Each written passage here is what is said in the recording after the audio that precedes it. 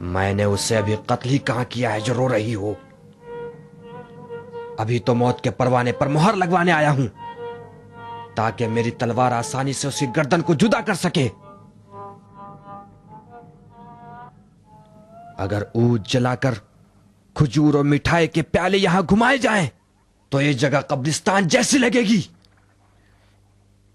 ہماری سردار سن لے خوشی سے ہنسیں اور جائیں اور دوسروں کو بھی ہنسائیں۔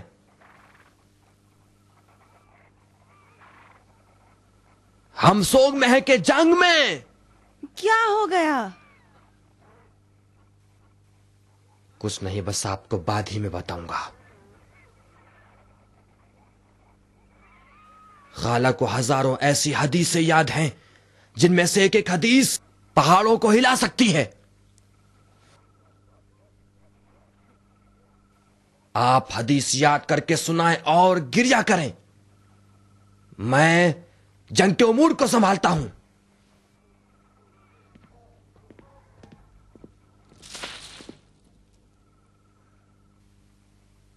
میری گستاخی کو معاف کریں خالہ جان۔ پیغمبر اکرم سے منقول احادیث نہ دکھنے والی تلواروں کی طرح ہمارے لشکر پر آن پڑی ہیں۔ آج رات ہمارا ایک نامی گرامی سردار ایسی ہی ایک حدیث کے ہاتھوں اپنی جان دھو بیٹھا ہے۔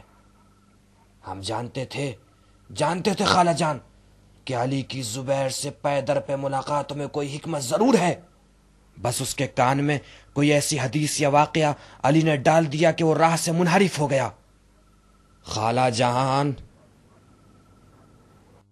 زبیر فرار ہو گیا ہے، جا رہا ہوں اور اس کا سر کاٹ کر لاؤں گا۔ عبداللہ! تم فقط آنسو بہاؤ اسما۔ زبیر کا سر!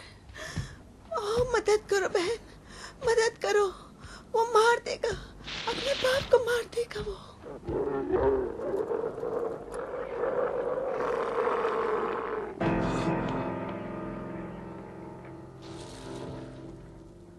محمد! میرے ان ہاتھوں کو دیکھ رہے ہو سعید؟ تلوار کے نشان پڑے ہیں اس پر۔ جو تلوار میری گردن کاٹنا چاہتی تھی خود ٹوٹ گئی۔ یہ تیز آنکھیں رات کے اندھیروں میں بھی دوست و دشمن کے سائے تک پہچانتی ہے۔ معمولی سی حرکت سے بھی سازش کو بھانپ لیتا ہوں۔ نہیں پوچھو گے کیوں میں خلیفہ مظلوم سے زیادہ نزدیک تھا؟ جاننا چاہتے ہو کیوں میں ام المومنین کا محرم راز ہوں؟ نہیں جاننا چاہو گے کیوں میں خلیفہ مظلوم کی خوخائی کا زیادہ حقدار ہوں؟ میرا جاننا یا نہ جاننا کسی چیز کو ثابت نہیں کرتا۔ ثابت نہیں کرتا؟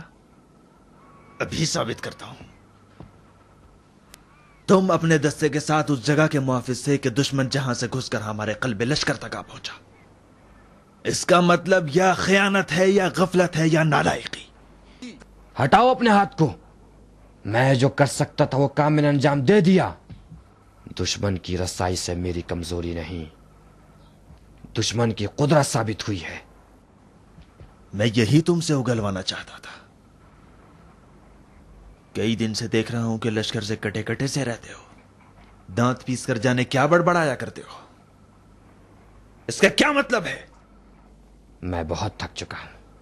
تھک چکے ہو یا خیانت کا ارادہ رکھتے ہو؟ خیانت کرنے میں ابھی میری نوبت نہیں آئے گی۔ میں خیانت کاروں سے تھک چکا ہوں۔ شرم نہیں آتی ام المومنین کے سامنے بکواس کر رہے ہو؟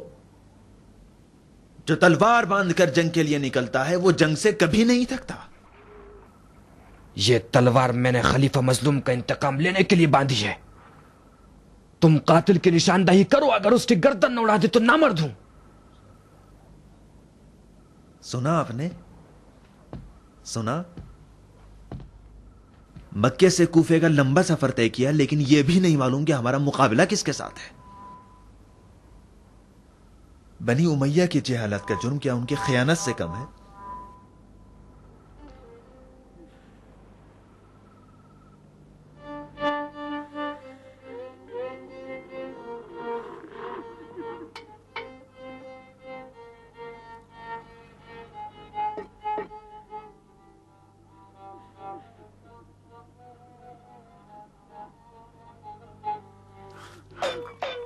तुम अब पानी क्यों नहीं पीते कि तुम्हारी प्यास बुझे?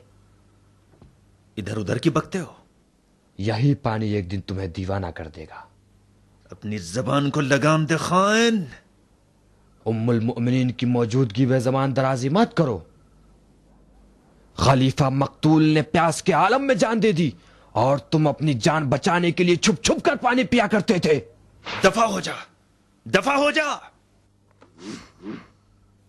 ये रही तलवार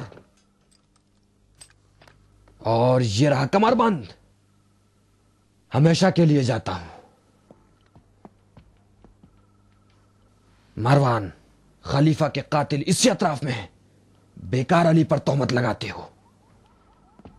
रुक जाओ मरवान, बाज़ औक़ात हम एक दूसरे के लिए आईना है। सईद तुम्हारे ही ज़मीर की आवाज है, अगर सुन सको।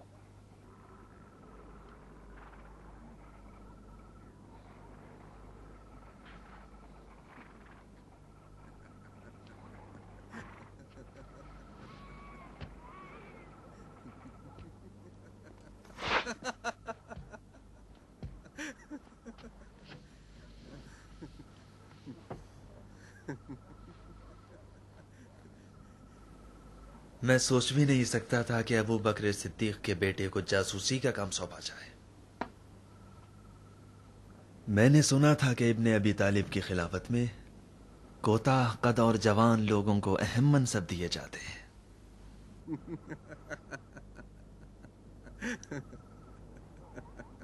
बहुत खूब। हमारी छावनी को कैसा पाया जवान? उम्मुल मोमिनीन से सिर्फ बात करने आया हूं। मैं नहीं समझता कि उम्मुल मोमिनीन नाम महरमों के साथ हम कलाम होंगी। क्या मुमकिन है? दिल में हसरत है कि तुम्हें बहन की मोहब्बत दे सकूं। पानी लाऊं, मेरे भाई का खाकालू चेहरा धो दूं। अच्छा, इसका मतलब कि अली की नसीहतों ने उम्मुल मोमिनीन के खैमे के सुतून तक को लर्जा दिया है। तो फिर ये सुर्ख बालों वाले ऊंट का किस्सा भी तमाशे के सिवा कुछ नहीं था। ये बदबख्त आले उमैया हैं जो अपनी जहलत की वजह से दूसरों का साथ देते हैं। ठहरो सईद, ठहरो, दोनों साथ चलते हैं। मरवान, खैर मनाओ कि तुम उम्मुल मोमिनीन की पनाह में हो। मसलहत तो इसी में है कि उनके पास रहकर बर्तन धोते और कपड़े रफू करते।